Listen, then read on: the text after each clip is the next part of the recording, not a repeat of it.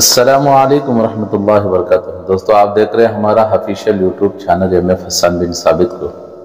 آج آپ لوگوں کے سامنے ایک بہت ہی قیمتی اور بہترین سا ویڈیوز لے کر آیا ہوں، جو ہمارے شہر ملباگل میں حضرت مولانا مفتی یوسف صاحب تاولی دامت برکاتہم تشریف لائے تھے، جو مدرسے اسلامیہ عربیہ تعلیم القرآن ملباگل بائی پاس میں جو مدرسہ فیاض حضرت کا ہے، وہاں پر حضرت تشریف لائے تھے کل۔ تو حضرت نے بہت ہی قیمتی بیان حضرت نے فرمایا ہے، مجمع کے سامنے بہت قیمتی علمی باتیں حضرت نے رکھی ہیں۔ اور حضرت بیان کے دوران ایک ایسا خواب جو کبھی حضرت اکثر بیانوں میں نہیں فرماتے تھے، حضرت نے اپنا ایک خاص خواب بھی حضرت نے اس بیان کے اندر اظہار فرمایا، اور خود بھی روئے اور پورے مجمع کو بھی رلایا۔ تو بہرحال آپ حضرت اس پورے بیان کو ویڈیو کو دیکھیے گا، اور حضرت کی باتوں پر اللہ پاک ہم سب کو عمل کی توفیق عطا فرمائے۔ اور آخر میں آپ ہمارے چینل کو لائک اور شیئر ضرور کیجیے گا۔ السلام علیکم۔ سب کتابوں سے بھلا قرآن ہے، یہ ہمارا دین ہے ایمان۔ میرے محترم بھائی، جن چیزوں پر ہماری نگاہ پڑتی ہے، جس کو ہم دیکھتے ہیں یا جس کو ہم پڑھ سکتے ہیں یا جس کو ہم ہاتھ میں لے سکتے ہیں، ان میں سب سے افضل چیز قرآن کریم۔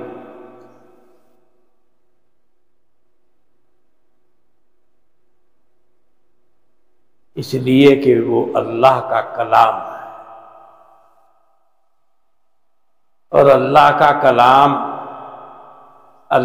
کلام ہونے کی حیثیت سے وہ قدیم ہے، ازلی ہے، غیر مخلوق ہے۔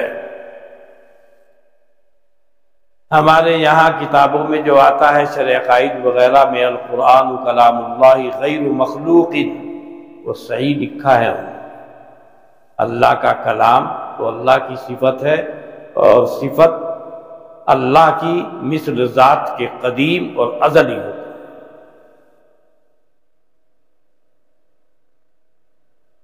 اب کلام کی دو قسمیں ہیں، ایک وہ کلام جو اللہ کی ذات کے ساتھ قائم ہے، اس کو کلام نفسی کہتے ہیں، اور ایک وہ جس کو نازل کیا گیا ہے، جو منزل اور منزل ہے، اور جس کو قرآن نے انزلنا اور نزلنا سے تعبیر کیا ہے، اور جس کو پڑھا جاتا ہے، جس کو لکھا جاتا ہے، جس کی تلاوت کی جاتی ہے، اور جو مصحف شریف کے اندر موجود ہے، یہ کلام لفظی ہوتا ہے۔ اس کو ہم بھی غیر مخلوق ہم بھی نہیں کہتے، قدیم ہم بھی اس کو نہیں کہتے۔ ہم نے یا ہمارے ائمہ نے، علماء نے جس کو قدیم کہا، اس کو کلام نفسی، شرح عقائد میں جو ہے وہ کلام نفسی مراد۔ لیکن قرآن کا اطلاق دونوں پر علی سبیل الحقیقت، یعنی کلام نفسی بھی اللہ کا کلام ہے، کلام اللہ ہے حقیقتاً، اور جو ہمارے ہاتھ میں ہے جس کو ہم پڑھتے ہیں، یہ ایسا نہیں کہ یہ اللہ کا کلام بطریق مجاز ہو، یہ بھی حقیقتاً اللہ کا کلام، بس نفسی اور لفظی کا فرق۔ اور کلام نفسی تک بندے کی رسائی ہو نہیں سکتی، وہ بندے کی قدرت سے باہر ہے، اور اللہ چاہتا ہے اپنے بندے کو اپنے کلام سے فیضیاب کرنا، تو اس کو فیضیاب کرنے کے لیے اس کو منزل اور منزل کے مراتب سے گزارا، تاکہ بندوں کو ہدایت مل جائے۔ حقیقتاً دونوں اللہ کے کلام، بس نفسی اور لفظی کا فرق ہے۔ اور جس کلام کے ذریعے سے چیلنج کیا گیا، جس کو کہتے ہیں متحدی بہ، جس کے ذریعے سے چیلنج کیا گیا، وہ کلام نفسی نہیں ہے، کیونکہ وہاں تک تو بندے کی رسائی ہے ہی نہیں۔ وہ تو اللہ کی ذات کے ساتھ قائم، وہ تو ہمیشہ سے ہے، ہمیشہ رہے۔ متحدہ بھی یہی قرآن جو حروف سے مرکب ہے، جس کو ہم پڑھتے پڑھاتے ہیں، جس کی ہم تلاوت کرتے ہیں، اسی کا چیلنج دیا گیا کہ چھوٹی سی ایک سورت لا کر دکھا دو، اور کہیں یہ فرما دیا کہ میرے علاوہ جتنے بھی تم کو مددگار مل جائیں پوری کائنات میں ڈھونڈ لو، لا کر دکھاؤ، اور یہ بھی بتا دیا تم لا نہیں سکتے۔ اگرچہ بعض لوگوں نے بکواس کو کی، مسیلمہ کذاب جس نے نبوت کا دعویٰ کیا تھا اور جس کو پھر قتل کر دیا گیا تھا حضرت ابو بکر صدیق رضی اللہ عنہ کے زمانے خلافت میں، اور اس کو قتل کرنے والا وحشی ابن حرب تھا، جس نے ایک زمانے میں جنگ احد میں حضرت حمزہ رضی اللہ عنہ کو شہید کیا تھا، لیکن اللہ نے پھر اسلام کی توفیق دی، وہ مسلمان ہوئے، ان کا اسلام قبول ہوا، مگر حضرت نے ان کو مشورہ دیا کہ مجھ سے ذرا دور رہیں، کیونکہ پیغمبر کے دل میں کدورت کا پیدا ہو جانا امتی کی فیضیاب ہونے میں کمی کا باعث بن جائے گا، اس لیے حضرت نے یہ مشورہ دیا، وہ سمجھ گئے، سمجھدار تھا وحشی ابن حرب۔ جب مسیلمہ کذاب سے جنگ ہوئی تو وہ اس تلاش میں تھے کہ تو نے ایک بہت بڑا جرم کر رکھا ہے، حضرت حمزہ کی شہادت، اس کا بدلہ چکا دو۔ تو مسیلمہ کذاب، نبوت کا دعویٰ اس نے کر رکھا تھا، اس سے جنگ تھی، اور وہ بڑی خطرناک جنگ، اسی کے تیر سے وہ قتل ہوا تھا مسیلمہ کذاب۔ تو اس نے کچھ بکواس کی ہے، بہت سارے سنا دیتا ہوں، اگر سے بکواس سنانا اچھا تو نہیں ہے۔ وہ کہتا ہے ایسا تو میں بھی کہہ دوں، جیسے قرآن میں ہے أَلَمْ تَرَ كَيْفَ فَعَلَ رَبُّكَ بِأَصْحَابِ الْفِيلِ أَلَمْ يَجْعَلْ كَيْدَهُمْ فِي تَضْلِيلٍ وَأَرْسَلَ عَلَيْهِمْ طَيْرًا أَبَابِيلَ تَرْمِيهِمْ بِحِجَارَةٍ مِّن سِجِّيلٍ فَجَعَلَهُمْ كَعَصْفٍ مَّأْكُولٍ۔ وہ کیا بکتا ہے؟ أَلَمْ تَرَ أَنَّ اللَّهَ خَلَقَ النِّسَاءَ أَزْوَاجًا وَجَعَلَ الرِّجَالَ لَهُنَّ أَزْوَاجًا فَنُولِجُ فِيهِنَّ قَعْسًا إِيلَاجًا ثُمَّ نُخْرِجُهَا إِذَا شِئْنَا إِخْرَاجًا فَيُنْتِجْنَ نَاسِخَالًا نِتَاجًا۔ انہی کے آدمیوں نے اسے گالی دی، اسے اللہ کا کلام کہہ رہا، گالیوں، یہ سب گالیوں سے بنا، یعنی ایسی بات ہے کہ شریف آدمی بھی جس کو نہیں بولتا، اللہ تعالیٰ ایسی بات کیسے کر سکتا؟ ایسی اللہ کا کلام سامنے ہے، حدیث سامنے ہے، حضور صلی اللہ علیہ وسلم بھی کوئی بات کبھی فرماتے ہیں، یہاں تک کہ اپنی بیویوں سے بھی بالکل پیغمبرانہ زبان، بیویوں کے ساتھ، کیوں؟ آپ پیغمبر، سب کے ساتھ وہی اسی انداز میں گفتگو۔ جو اس نے گالیاں بکی ہیں اس کا خلاصہ اللہ نے بھی پیش فرما رکھا ہے، اور اللہ کا کلام تو اللہ کا کلام ہے۔ یا ایھا الناس اتقوا ربکم الذی خلقکم من نفس واحدہ وخلق منها زوجها وبث منهما رجالا كثيرا ونساء واتقوا الله الذي تساءلون به والأرحام إن الله كان عليكم رقيبا۔ اس انداز سے بیان کرتا ہے، اس کے انداز میں گالیاں بنی، بات وہی ہے جو کس انداز کا کلام، جیسے اللہ کا کلام ہونا چاہیے، یعنی اسی کے آدمیوں نے رد کیا پہ یہ گالی، اللہ کا کلام اور گالی۔ تو بہرحال میں عرض یہ کر رہا تھا کہ جس کے ذریعے چیلنج دیا گیا ہے یہی قرآن، اور چیلنج بھی کس کو دیا؟ جو کہتے تھے ہم عرب ہیں، باقی دنیا گنگی ہے، عجم ہے، اور جو اول مخاطب ہے قرآن کے، جو واقعتاً بڑے فصیح و بلیغ، ان کا کلام اٹھا کر دیکھیں تو عجیب انداز کا کلام ہو لو، مگر اللہ کا کلام تو اللہ کا کلام۔ بہرحال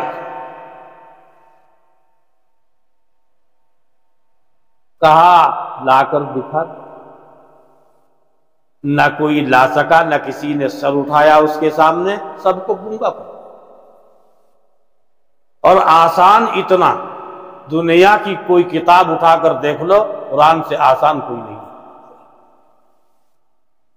وہ الگ مسئلہ ہے کہ اگر اس میں گھسو گے تو پھر یہ معجزہ ہے، پھر موتی اتنے ہیں کہ تم سب کو اکٹھا نہیں کر سکتے، جتنے گھس جاؤ۔ بعض اتنی موٹی موٹی تفسیریں لکھ رہے، لیکن پھر بھی کہنا پڑے گا حق ادا نہ ہو، کیونکہ اللہ کا کلام ہے۔ موتی ڈھونڈنے پہ آؤ گے تو غوطے لگاتے رہو، انتہا نہیں ملے گی، پھر اتنے موتی۔ اور ہر چیز کا ایک دور ہوتا ہے۔ ایک زمانہ تھا بعض کتابیں بہت عروج پر تھیں، بھائی اقلیدس، شرح چغمینی اور تسری اور شمس بازغہ، آج ان کے نام جاننے والے بھی اکے دکے ملے۔ اتنے عروج پر تھی کتابیں، کیا ہوا؟ قرآن کریم میں ایسا کبھی نہ ہوا، نہ ہے، نہ آئندہ ہو سکتا۔ جیسے مزے لے کر صحابہ پڑھتے تھے، ایسے ہی تابعین پڑھ رہے تھے، ایسے ہی ہمارے اساتذہ پڑھتے تھے، ایسے ہی آج لوگ پڑھ رہے ہیں، اور رہتی دنیا تک ایسے ہی رہے گا جب تک اللہ کا کلام دنیا میں رہے گا۔ اس کی وجہ وہ اس کی وجہ خود بتا رہی ہے، اس وجہ سے کہ یہ اللہ کا کلام ہے، اور یہ اس کا کلام ہے جو انسانی فطرت اور مزاجوں کا خالق، شاعروں کے انداز پر نہیں ہے، مضمون نگاروں کے انداز پر نہیں ہے، ایسا انداز اختیار فرمایا ہے جو رہتی دنیا تک کے انسانوں کے مزاج اور فطرت کے مطابق اللہ نے ڈھال دیا۔ یہ کام کوئی نہیں کر سکتا علاوہ اس کے جو ان کا پیدا کرنے والا، ان کے مزاج، ان کی فطرت کو پیدا کرنے والا۔ یہ ہے اس کا راز۔ اس لیے ہر زمانے کے لوگ ایسے ہی مزے کے ساتھ اس کو پڑھتے رہے۔ کیوں؟ فطرت کے مطابق ڈلا ہوا، انسانی فطرت، انسانی مزاج کے مطابق ڈلا ہوا۔ یہ نقطہ شاہ ولی اللہ صاحب محدث دہلوی رحمۃ اللہ علیہ نے اپنی کتاب الفوز الکبیر میں ارشاد فرمایا، جہاں کلام الہی، کیا بات ہے، یہ کبھی پرانا ہوتا ہی نہیں، ویسے جتنا پڑھو اتنا مزہ آئے گا۔ تو یہ نقطہ انہوں نے پیش کیا اور وہ بہت کام کیا، بہت پڑھا۔ ایک بات مجھے یاد آئی، کئی سالوں پہلے میں سبق پڑھا رہا تھا دارالعلوم میں، میرے پاس ایک پرچی آئی، اس میں لکھا تھا کہ جی چھوٹے شاہ صاحب میں اور بڑے شاہ صاحب میں کیا فرق ہے؟ میں نے کہا آپ کی مراد چھوٹے شاہ صاحب سے شاید مولانا انور شاہ ہے کیا بھائی؟ اس نے کہا جی۔ اور بڑے شاہ صاحب سے مراد مولانا شاہ ولی اللہ محدث دہلوی ہے کیا؟ کہ جی ہاں۔ میں نے کہا بھائی جواب تو ہم آپ کو دے دیں گے اگر آپ حوالہ نہ دیں، کہ جی حوالہ نہیں چاہیے، آپ جواب دیں۔ میں نے کہا سن لو، مولانا انور شاہ ساری کتابوں کے حافظ اور اتنے کثیر المطالعہ انسان ہیں کہ ان کے معاصرین میں کوئی اتنا کثیر المطالعہ نہیں، اور یادداشت بہت۔ تمام بڑے لوگ، حضرت تھانوی جیسے آدمی جب انہیں اشکال ہوتا تھا انہی کو خط لکھتے۔ وہ الگ بات ہے کہ وہ مولانا انور شاہ میں تواضع تھی، وہ اپنا بڑا مانتے تھے ان سب لوگ۔ وہ بڑا آدمی جتنا ہوتا ہے اس میں تواضع بہت، سادگی بھی بہت۔ میں نے کہا ان کے معاصرین میں، ساتھیوں میں ان جیسا کوئی کثیر المطالعہ انسان نہیں. اور میں نے کہا آپ ناراض نہ ہو، ذرا بت کے نہیں، ان کا کوئی استاد بھی اتنا کثیر المطالعہ نہیں. میں نے کہا میں تجربے کی بتا رہا ہوں، اتنے کثیر المطالعہ نہ ان کا استاد ہیں نہ ان کے استاد کے استاد، اتنے کثیر المطالعہ. آپ کے بولیں گے وہ پھٹ کر دیں گے فلاں کتاب میں یوں لکھا ہے، لیکن فرق کیا ہے ان میں، اس استاد اور استاد کے استاد میں؟ فرق یہ ہے کہ علامہ انور کشمیری بہت کثیر المطالعہ ہیں، 60 سال 80 سال مطالعہ کرنے کے بعد وہ جس مقام پر پہنچے ہیں، وہاں سے ان کے استاد اور استادوں کے استاد کے دماغ کی ساخت ہے فطری اعتبار، وہاں سے شروعات ہے ان کے دماغ. اس لیے مولانا انور شاہ کو جب بھی کوئی اشکال ہو رہا ہے پھٹ حل کر دیتے ہیں. حضرت شیخ الہند کو کوئی اشکال ہو رہا ہے، حضرت گنگوئی پھٹ حل کر دیتے ہیں. وجہ اس کی وہی کہ حضرت گنگوئی بہت زیادہ کثیر المطالعہ نہیں ہے، اگر ذہن کی ساخت ہے 60-80 سال کے مطالعہ کرنے کے بعد آدمی جس مقام پر پہنچے گا، وہاں سے ان کے دماغ کی ساخت کی شروعات.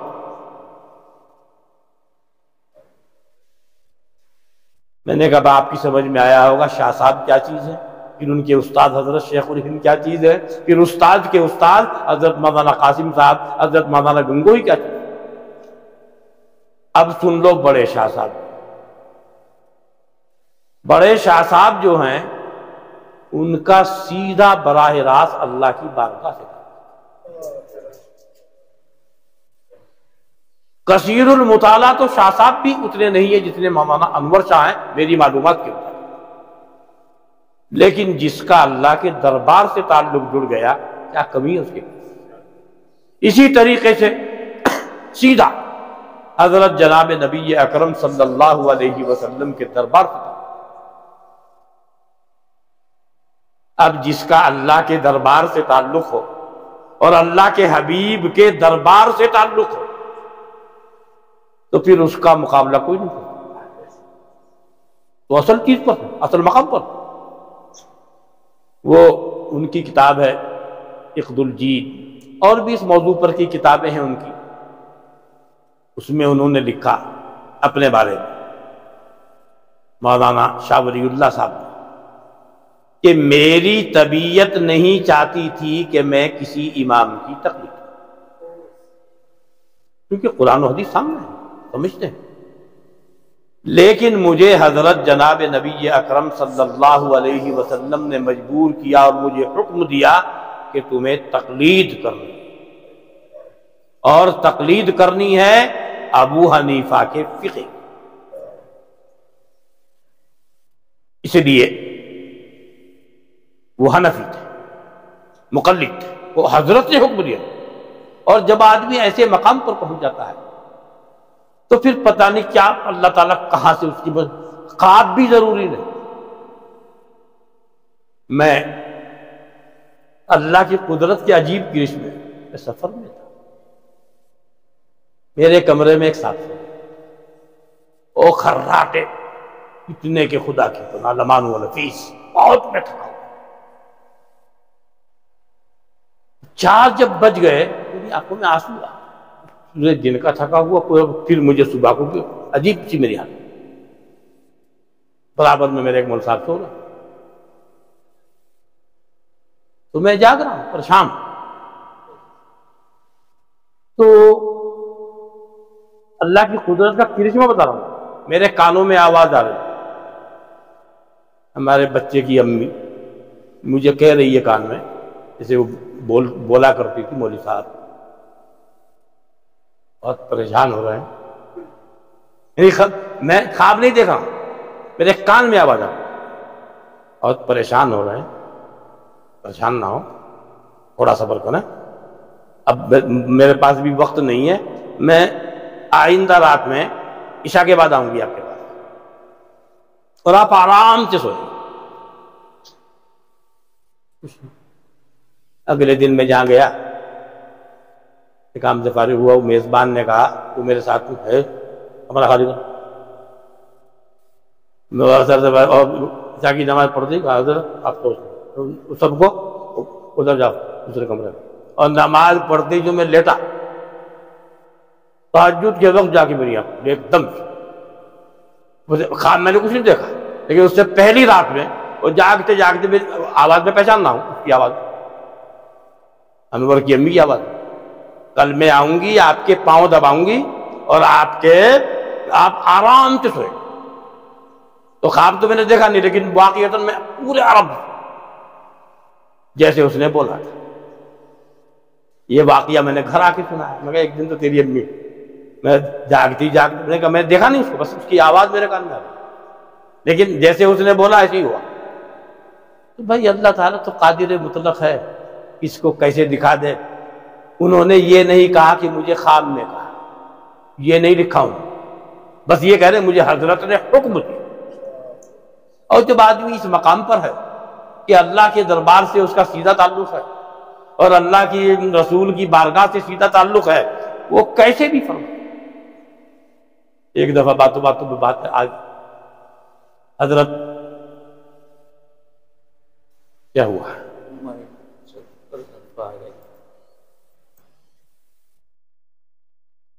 باتوں باتوں میں بات یاد آ گئی، حضرت مفتی محمود صاحب رحمۃ اللہ علیہ انہوں نے سنایا کہ ایک دن حضرت شیخ الحدیث صاحب فرمانے لگے، مولانا زکریا صاحب، کیونکہ آخر میں وہ مدینہ منورہ پہنچ گئے تھے، پھر کبھی آتے کبھی جاتے، پھر تو ایک دن سہارنپور میں بیٹھے ہوئے ہیں، پوچھ رہے ہیں تمام حاضرین سے، ارے دیوبند مدینہ جاؤں کہ نہیں؟ اب لوگ خاموش۔ پھر حضرت مفتی صاحب کی طرف متوجہ ہو کے کہا، مفتی جی پوچھ رہا ہوں، کوئی جواب نہیں مل رہا ہے، جاؤں کہ نہیں؟ میں اس مجلس میں موجود نہیں تھا، حضرت خود سنا رہے تھے۔ بہت سے تو ایسے واقعات بھی ہیں کہ ہم بھی ہیں، حضرت بھی ہیں، حضرت شیخ بھی ہیں، اس وقت کی بھی بہت حالات دیکھے ہیں۔ جس مجلس کا یہ واقعہ ہے میں نہیں تھا، حضرت نے سنایا کہ میں نے کہا، جب حضرت نے مجھے کہا ہم سے کیا پوچھتے ہیں، ان سے پوچھئے جن کے حکم سے یہ آنا جانا ہوتا ہے۔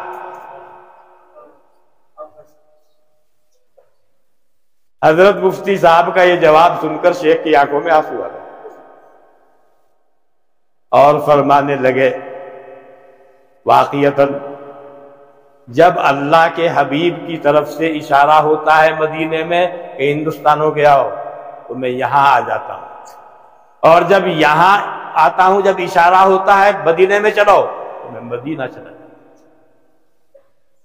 تو بھائی اللہ والوں کی بات تو عجیب ہوتی ہے۔ اچھا، جب تک آدمی اس مقام پر نہ پہنچا ہو تو اس کو سمجھنا، اس کو سمجھانا بھی بڑا مشکل ہے، وہ الگ ایک مقام ہے۔ حضرت مفتی صاحب نے فوراً فرما دیا، حضرت ہم کیا بتائیں، ان سے پوچھئے جن کے حکم سے یہ آنا جانا آپ کرتے ہیں۔ اور اللہ والوں کا مسئلہ ایسا عجیب و غریب ہوتا ہے۔ میری عادت یہ تھی، میں کوئی بھی خواب دیکھتا تو میں حضرت کو سناتا، بعض چھپا لیتا جو بتانے کے نہیں ہوتے تھے۔ میں نے ایک دن خواب دیکھا کہ میں مدینے میں گیا، خواب میں اس وقت میں امروہہ پڑھا، تو یہ محسوس ہوا کہ حضرت صلی اللہ علیہ وسلم حیات ہے، اور میں حضرت کے مکان کے دروازے پر کھڑا ہوا عربی میں سے پکار رہا ہوں، الا عبد الفقیر حاضر علی بابکم یا رسول اللہ۔ یہ میری زبان پہ الفاظ ہے عربی۔ ایک دو دفعہ میں نے کہا، دروازہ کھلا، ایک صاحب آئے، میں نے سلام کیا. میں نے کہا آپ تو حضور نہیں ہیں، میں نے جو کتابوں میں پڑھ رکھا ہے وہ تو آپ نہیں، آپ کو ایسا معلوم ہو رہا ہے جیسے حضرت علی ہوں. انہوں نے کہا میں علی ہی ہوں، میں علی ہوں. اور میں نے کہا مجھ کو تو حضور سے ملنا ہے. پھر انہوں نے کہا آپ اس راستے سے آئے ہیں نا؟ میں نے کہا وہ جاتے ہوئے بزرگ ملے ہیں ایسے ایسے، آپ ہاں وہی تو حضور تھے، کچھ دیر میں آ جائیں گے. یہ خواب تو یہی پورا ہوا. میں خواب ہی میں سوچ رہا ہوں ہمارے شیخ بھی تو آئے ہوئے ہیں یہی مدینے میں، چلو شیخ سے مل لیتا ہوں. میں شیخ کی مجلس میں پہنچ گیا. شیخ کی مجلس میں پہنچا تو وہاں کوئی کتاب ہو رہی ہے اور حضرت سب نیچے بیٹھے ہیں، حضرت ایک چارپائی پہ بیٹھے ہیں اور ایک صاحب کتاب پڑھ رہے ہیں. جب میں پہنچا تو کہنے لگا کتاب اس کو دو، یوسف کو دو، یہ پڑھے. میں پڑھنے لگا تو کہیں پڑھ بعض دفعہ مجھے حکم فرماتے ہیں اس پہ یہ حاشیہ لکھ دو، میں وہ حاشیہ لکھ دیتا ہوں. پھر کچھ آگے چلتا ہوں، پھر اس پہ یہ حاشیہ لکھ دیتا ہوں. تو میں اپنے قلم سے شیخ بولتے ہیں میں لکھ دیتا ہوں. پھر سب لوگ جانے لگے، میں بھی اٹھنے بیٹھ گیا. مجھے بیٹھا لیا، اجازت نہیں دی جانے کی. کہنے لگے میں نے تمہیں بیعت کی اجازت دی.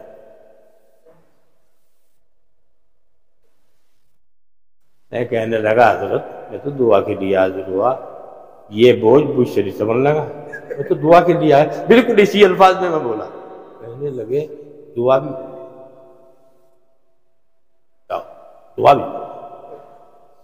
کچھ نہیں. اب یہ خواب حضرت مفتی صاحب کو بتانے کا نہیں تھا، میں نے نہیں بتایا. اس وقت حضرت مفتی صاحب دارالعلوم کے حالات اس وقت میں ویسے چل رہے تھے نا، تو وہاں مقیم تھے سہارنپور.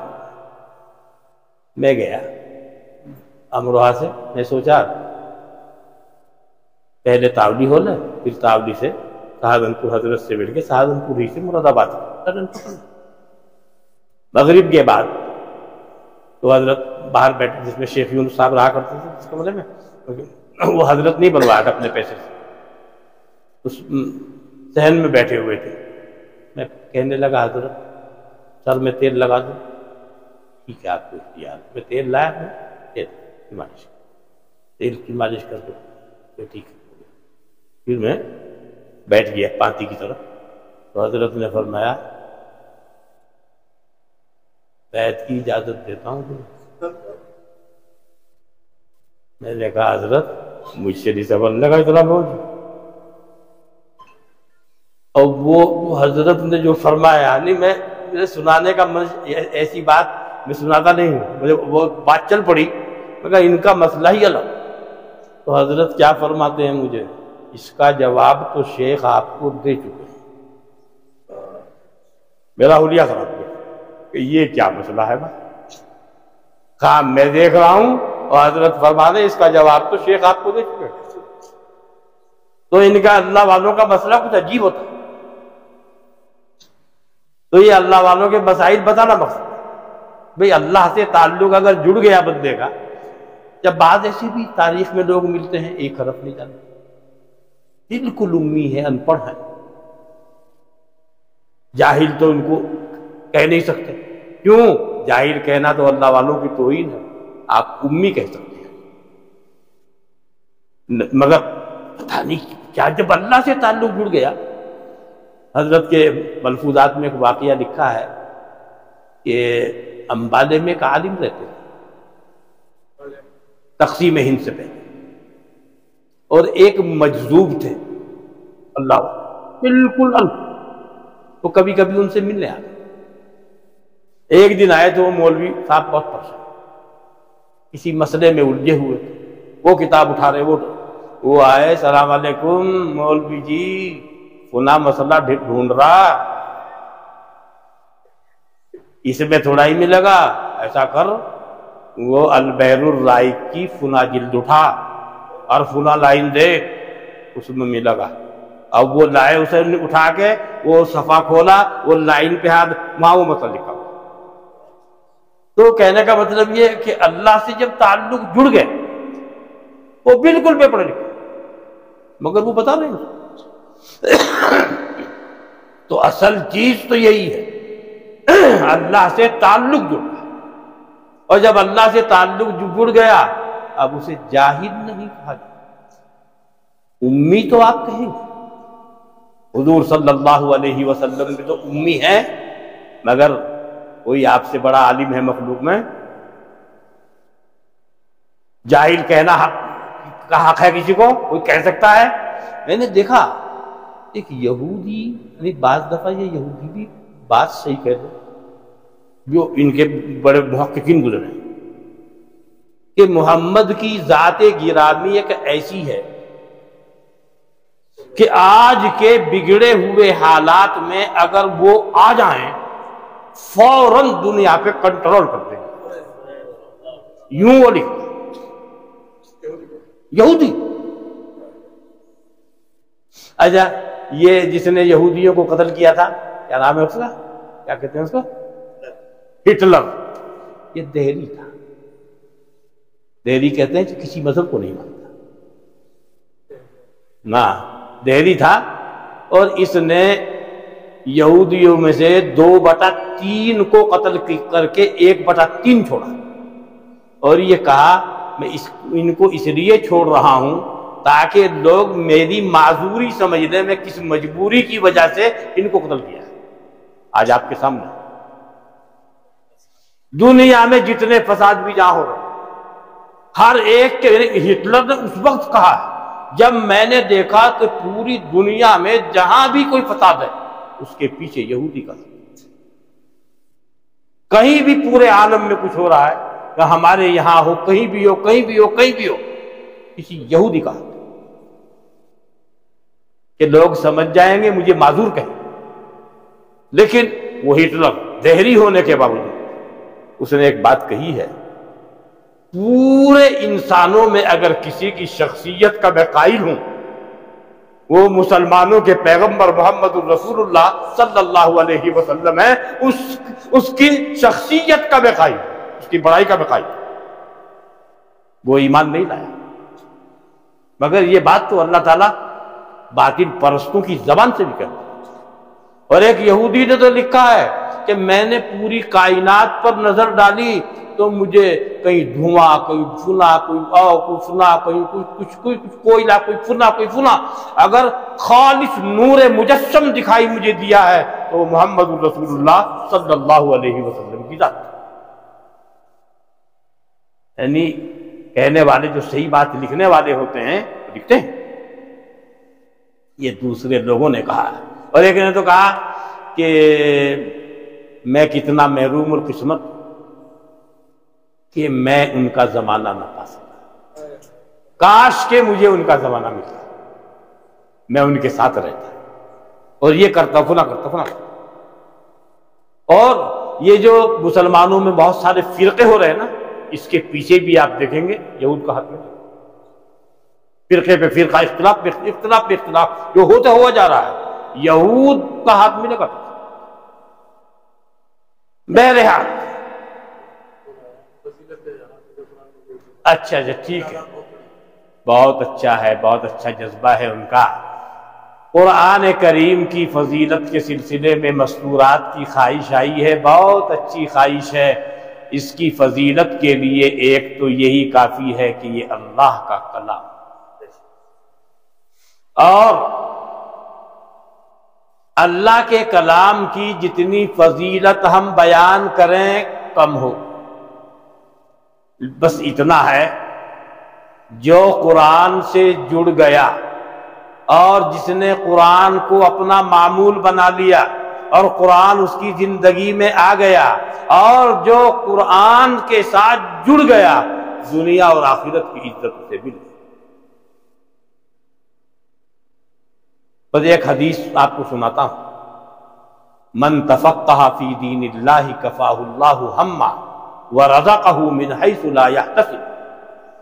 اور سارے علوم کی بنیاد جو ہمارے مدرسوں میں پڑھائی جاتی ہے قرآن کریم، تمام مدارس کا اصل مقصد قرآن ہے، کوئی کتاب اس کے لیے وسیلہ اور ذریعہ ہے جیسے قاعدہ ہے، اور کوئی کتاب جیسے کوئی کتاب اس کو سمجھنے کا ذریعہ ہے جیسے علم نحو کی کتابیں، صرف کی کتابیں، قواعد کی کتابیں، گرامر کی کتابیں، اور باقی پوری حضرت صلی اللہ علیہ وسلم کی سیرت طیبہ، حیات طیبہ، آپ کی پوری احادیث اور ہماری تمام فقہ کی کتابیں قرآن کریم کی تفسیر سے۔ تو مطلب یہ نکلا حدیث کا، جو قرآن سے جڑ گیا اس کو جو انعام آخرت میں ملے گا وہ تو بے شمار حدیث ہوگا۔ وہ بھی سنا دوں آپ کو، میں اپنے الفاظ میں سناؤں گا پہلے تاکہ سمجھ میں آ جائے آسانی سے۔ وہاں میدان محشر میں اللہ تعالیٰ ایک حافظ جی سے کہے گا، حافظ جی اگ جا جنت میں چل۔ اب وہ جاتا ہی نہیں، کھڑا ہے اپنا آرام سے، ورنہ خوشی کی بات سن کر تو آدمی دوڑا ہوا جائے گا۔ اللہ فرمائے گا کیا بات ہے حافظ جی، تیرے لیے جنت کا فیصلہ ہو گیا، جا۔ اور وہ جاتا نہیں، کھڑا ہے۔ ارے بھائی کیا بات ہے، کیوں نہیں جا رہا؟ کہ اے رب کیسے جاؤں، میری ماں جہنم میں۔ اللہ فرمائے گا بھائی اس کی ماں کو لاؤ پکڑ کر، کہ یہی ہے کہ تیری ماں؟ اگ جی ہاں، جا اسے بھی لے جا۔ وہ پھر بھی نہیں جا رہا۔ ارے بھائی اب تو جا، کہ اے رب ابا بھی ہے، ابا کو بھی بلا دیا کہ یہی ہے کہ تیرا باپ؟ کہ ہاں، کہ جا اسے بھی لے جا۔ وہ پھر بھی نہیں سرک رہا، کہ اے اللہ نانا بھی ہے، نانی بھی ہے، دادا بھی۔ اللہ فرمائے گا اس کی ساری کمپنی کو لاؤ پکڑ۔ وہ سارے آئے جب، یہ سب آ گئے، کہا جا سب کو لے جا۔ اب جائے گا وہ جنت۔ یہ الفاظ میں نے اپنے پیش کیے ہیں، میں نے پہلے کہہ دیا تھا تاکہ بات سمجھ میں آ جائے۔ وہاں یہ ہے کہ اللہ تعالیٰ حافظ قرآن کی برکت سے کتنے اس کے خاندان کے لوگوں کو اس کی سفارش پر، جن کے حق میں جہنم کا اعلان اور فیصلہ ہو چکا ہے، اس کی سفارش پر جنت میں چلے جائیں، تاکہ وہ حدیث ذہن میں بیٹھ جائے۔ اس لیے میں نے وہ تعبیر بدل دی۔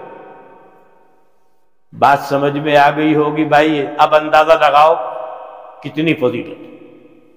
اس کے لیے بھی فضیلت ہے، اسے بھی کہا جائے گا، ایک حدیث میں ہے، پڑھتا جا چڑھتا جا، ترتیل سے پڑھو جیسے پڑھا کرتے تھے، اور جہاں تمہارا قرآن پورا ہوگا وہیں تمہاری منزل و ٹھکانا۔ اس کے ماں باپ کے سروں پر روشن تاج رکھا جائے گا، اعزاز کیا جائے گا۔ یہ انعامات تو وہ ہیں جو آخرت میں ملے۔ اور جو حدیث میں نے پڑھی ہے اس میں اس انعام کا ذکر ہے جو نقد پیمنٹ ہے دنیا میں۔ بعض لوگ یہ سمجھتے ہوں گے اللہ تعالیٰ کے یہاں سارے انعامات ادھار ہیں، ایسا نہیں ہے۔ جو انعامات دنیا میں مل نہیں سکتے، دنیا جن کی متحمل نہیں، ان انعام کو روک لیا گیا آخرت کے، اور جو دنیا میں دیا جا سکتا ہے وہ پیمنٹ دنیا میں بھی ہوتا ہے۔ یہاں دو کا ذکر فرمایا، کفاہ اللہ ہما۔ دیکھو دنیا میں کوئی ایسا آدمی نہیں ملے گا، وہ عالم ہو یا غیر عالم، ولی ہو یا غیر ولی، نبی ہو یا غیر نبی، کہ جس کے سامنے حالات یا پریشانیاں نہ آتی۔ کسی کو بھی دیکھ لو گا، یہاں تک کہ حضرت جناب نبی اکرم صلی اللہ علیہ وسلم کتنی پریشانی آپ کے سامنے، لیکن اللہ نے پریشان ہونے دیا ہے آپ کو؟ اللہ نے نکال دیا نا ہر رنج و غم سے۔ یہ ہے قرآن کریم کی برکت۔ ایسے ہی آپ کے ہر امتی کا جو قرآن سے تعلق جوڑے ہوئے ہے اس کا یہی حال ہوگا۔ مصیبت آئے گی، پریشانی آئے گی، اللہ کہے گا او میرے بندے اسے تو چھوڑ دے میرے اوپر، اسے تو میں نمٹا دوں گا، اپنے کام میں لگے رہو بس۔ تو پہلا نقد پیمنٹ یہ ہے، کفاہ اللہ ہما، اللہ تعالیٰ اس کے ہر رنج و غم سے خود نمٹ لے گا۔ اور جب اللہ نمٹے گا تو پھر کیا پریشانی کی بات؟ اللہ نمٹ لے گا۔ اور دوسرا پیمنٹ کیا بتایا؟ وَرَزَقَهُ مِنْ حَيْثُ لَا يَحْتَسِبُ، نقد پیمنٹ۔ تعلق تو جوڑو اللہ کے کلام سے، ایسی جگہ سے اللہ تعالیٰ رزق کے دروازے کھول دے گا کہ تم نے کبھی وہم و گمان بھی نہیں کیا ہوگا، تمہاری ماں باپ نے کبھی خیال نہیں کیا ہوگا یہ بھی ہو سکتا ہے۔ یعنی جس کو محال سمجھتے تھے اس کو ممکن ہی نہیں واقع کر کے دکھا دیا۔ جتنے بھی حافظ، قاری، عالم، قرآن سے تعلق رکھنے والے آپ کو ملیں گے، کیا سب سیٹ کی اولاد ہیں؟ کیا غریبوں کے بچے ہیں؟ مگر الحمدللہ ان کا دل دیکھیے گا، آج آپ سیٹ سے کم بھی نہیں ملیں گے آپ کو۔ کیوں؟ یہ قرآن کریم کا یہ قرآن کی برکت۔ اللہ کے کلام سے بندہ تعلق جوڑے گا تو اللہ تعالیٰ ایسی جگہ سے رزق کے دروازے کھول دے گا کہ بندے کو وہم و گمان بھی نہیں۔ اس لیے ہم سب کو چاہیے اللہ کے کلام سے جڑیں، تلاوت کریں، اور اپنے گھروں میں بھی تلاوت کریں، اور خاص کر فجر کی نماز کے بعد گھر میں تلاوت قرآن کا جتنی اللہ توفیق عطا فرمائے تلاوت کا ماحول بنا۔ جب گھر میں کلام اللہ کی تلاوت ہوگی رحمت کے فرشتے نازل ہوں، اللہ کی جانب سے رحمتوں کا نزول ہوگا، برکت نازل ہوگی، اور شیاطین گھر سے بھاگیں گے، خبیث جنات گھر سے بھاگیں گے، بلائیں، مصیبتیں، آفتیں ٹلیں گی۔ اور اگر بجائے کلام اللہ کے گھروں میں اللہ کی معصیت، نافرمانی ہوگی، آپ اس کا اثر الٹا دیکھیں، شیاطین اڈا بنا لے گا اس گھر کو،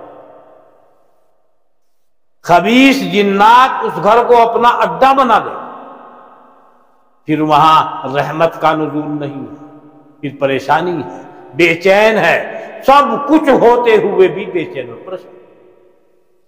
اب دیکھیں، اگر آپ کو دنیا میں کوئی دیکھنا ہو خوش، جیب میں پیسے ہو چاہے نہ ہو، خوش اگر دیکھنا ہو وہی ملے گا جو اللہ سے تعلق رکھتا ہے، کلام اللہ سے تعلق رکھتا ہے، اللہ کا ذکر کرتا ہے، ہر حال میں آپ کو خوش ملے گا، ہنستا ہوا ملے گا، جیب میں کچھ نہیں۔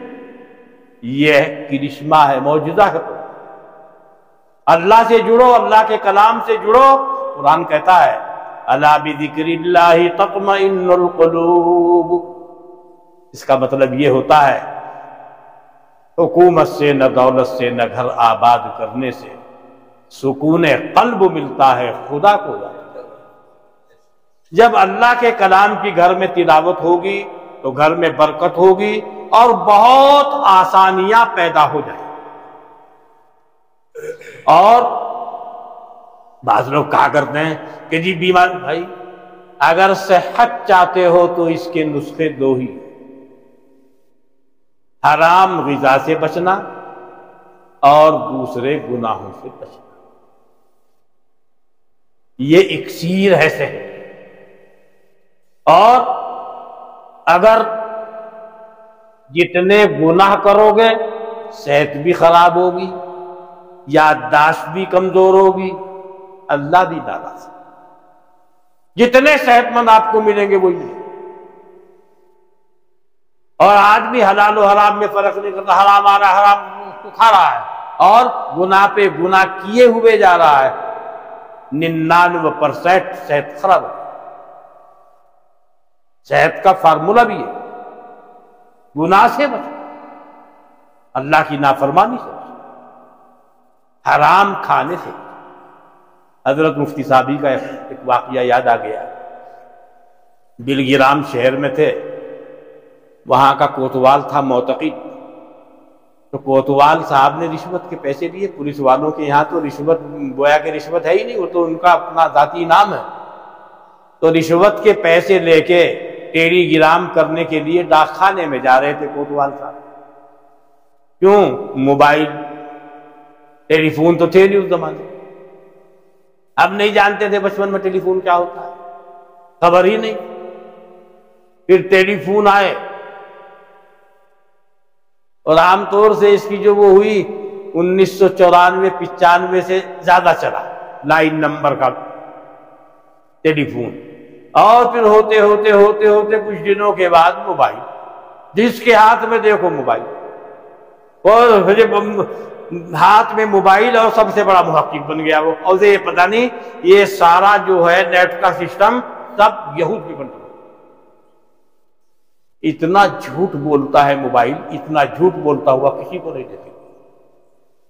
میں راستے میں سنا رہا تھا، میں 18 فروری کو باگڈوگرا اترا، کوچ بہار مجھ کو جانا تھا ختم بخاری کی. جو مجھے لینے آئے تھے ایئرپورٹ پر، راستے میں ایک شہر میں وہ گھما رہے ہیں، ادھر سے ادھر ادھر سے ادھر. میں نے کہا بھائی ایسے ہی راستہ ہوگا، مجھے کیا پتا. میں بھی پہلی دفعہ گیا تھا کوچ بہار. میں نے پوچھا بھائی یہ چکر کیوں کٹ رہے ہیں؟ طواف تو خانہ کعبہ کا ہوتا ہے، انہوں نے اس شہر کا طواف کرا دیا، کیا بات ہے؟ کہ جی مسجد تلاش کر رہے ہیں. پھر میں کہیں سے تلاش؟ موبائل پہ. میں نے کہا اللہ کے بندے، ہمیں پہلے بتاتے، ہم آپ کو مشورہ دیتے. اسے جیب میں ڈالو، بند کر دو. جیب میں ڈالا. ایک آدمی آیا، میں نے کہا بھائی مسجد کدھر؟ اس نے کہا مسجد وہ ہیوے کو چھوڑ کے آپ آئے ہیں، جی ہیوے پہ تو مسجد. اب چلا. میں نے کہا اب کچھ پوچھنا ہو آپ پوچھیں گے. آگے ایک عورت کی دکان پر بیٹھی ہوئی، شاید غیر مسلم تھی. اس سے پوچھا، اس نے کہو بالکل سیدھے چلے جاؤ، سامنے روڈ پر ہی مسجد. تب اس میں آئے، وہاں نماز پڑھی اور اسے چپ. میں نے کہا بھائی موبائل سے مت پوچھو، اگر پوچھنے کی نوبت آئے تو اللہ کے بندوں سے پوچھو. قرآن نے صاف کہہ رکھا ہے فَاسْأَلُوا أَهْلَ الذِّكْرِ إِن كُنتُمْ لَا تَعْلَمُونَ. کسی چیز کو معلوم کرنا ہو تو جو اس کے جانکار ہیں ان سے پوچھو. موبائل سے پوچھو گے ایسی بھٹکتے رہو، 1-1.5 گھنٹہ خراب کرواتے رہو. آدمی سے پوچھو. آدمی سے پوچھتے ہی پٹ مل گئی بجی.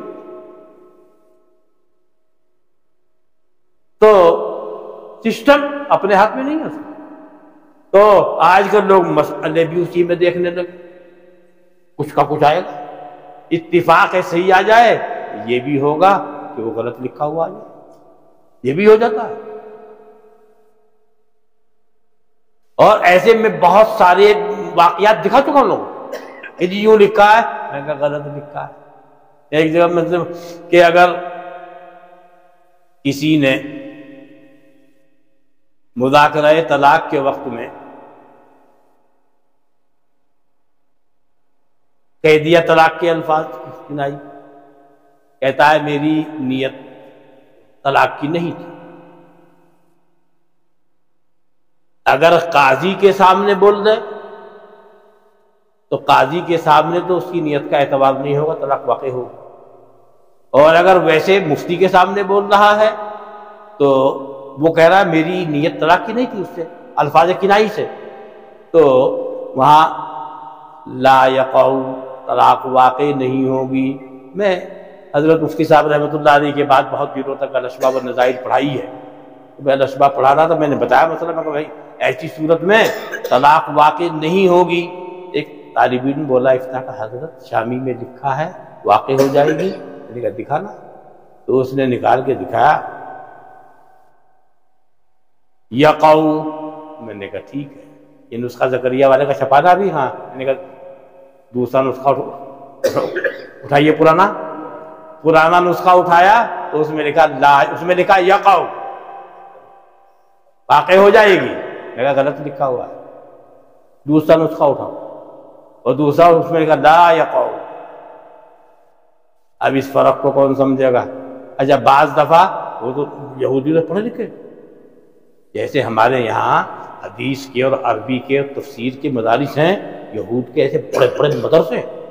آپ تو پڑھ رہے ہیں اللہ کے لیے، دین کا علم حاصل کرنے کے لیے، عمل کرنے کے لیے. وہ پڑھ رہے ہیں مسلمانوں پر اعتراضات ڈھونڈنے کے لیے، یا اپنی روزی کمانے کے لیے کتابیں لکھتے ہیں۔ المنجد فی اللغۃ والاعلام لغت کی مشہور کتاب ہے اور موٹی ہے، مصنف کون ہے؟ یہودی ہے۔ المنجد کا مصنف، اسی کا ترجمہ ہے مصباح اللغات، مگر کتاب اچھی لکھی، یہودی ہے لیکن۔ ایک دفعہ میں حج کرنے گیا تو ایک میں نے کتاب خرید لی، تو دائرۃ المعارف 12 جلد کی موٹی موٹی کتاب، میں نے کتاب دیکھی، میں کہا اسلامی بہت اچھی معلومات۔ ایک دن میں دیکھنے لگا، میں کہا اس کے حالات تو دیکھ لوں بھائی، مصنف پتہ چلا تو یہودی ہے، یہودی تھا، کتاب شاندار لکھا۔ دائرۃ المعارف نام کی ایک 12 جلدوں میں اس کی ہے، عربی میں ہے، اور دائرۃ المعارف نام کی ایک مسلمان کی فرید وجدی کی، وہ 6 جلدوں میں، اور دائرۃ المعارف نام کی ایک کتاب اردو میں ہے جو انارکلی پاکستان سے چھپی ہے، لاہور سے، وہ 28 جلدوں میں موٹی موٹی، وہ اردو میں ہے، اس کا نام بھی یہی ہے دائرۃ المعارف۔